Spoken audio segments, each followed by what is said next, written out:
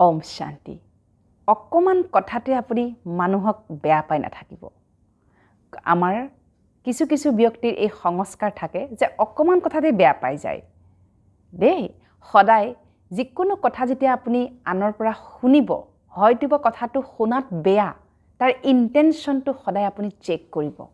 দেই ইন্টেনশনটো চেক কৰিব এটা পিতৃ-মাতৃয়ে বহু সন্তানক গালি পাৰে টানকে কয় কিন্তু তাৰ ইন্টেনশন তাৰ নেপথ্যত থকা যেটো ভাল আমাৰ ভাৱনা সেটো কি যে তোমালোকৰ উন্নতিৰ কাৰণে কোৱা যায় হয়নে বাৰু গতিকে কাৰোবাৰ কথা কোৱাৰ যেটো ধৰণ বা যাৰবাৰ কথা কোৱাৰ যেটো ঢং বুলি আমি কওঁ সেটো অকমান ৰাফ হ'ব পাৰে কেতিয়াবা অকমান টান হ'ব পাৰে কিন্তু সেইজন ব্যক্তিৰ সেই কথাৰ আৰত নেপথ্যত ইন্টেনশনটো কি ভাৱনাটো কি সেটো সদায় চেক কৰিব তেতিয়া কি হ'ব জানেনে আপোনাৰ জীৱনত জটিলতা নাথাকিব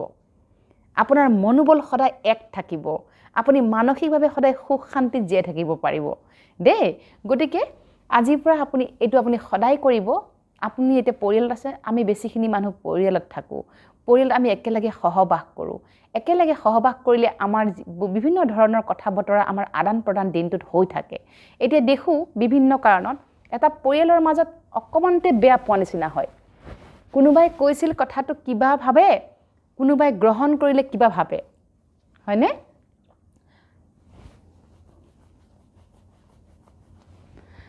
হয়নে যে কেতিয়াবা আপোনাৰ মনতটো এনেকুৱা আহে যে মইতো হেতু ভাৱনাৰে কোৱা নাছিলো কথাটো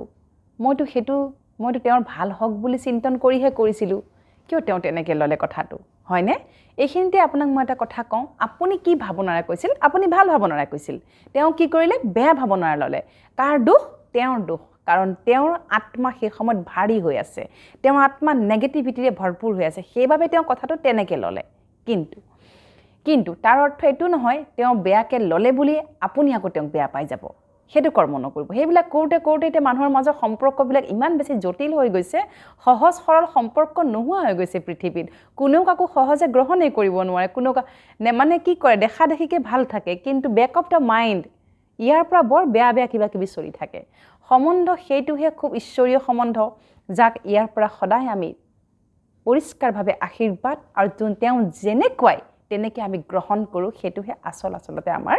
কি হয় এটা সম্বন্ধ হয় গতিকে প্ৰতিটো সম্বন্ধক ধৰি ৰখাৰ বহুত বেছি আমি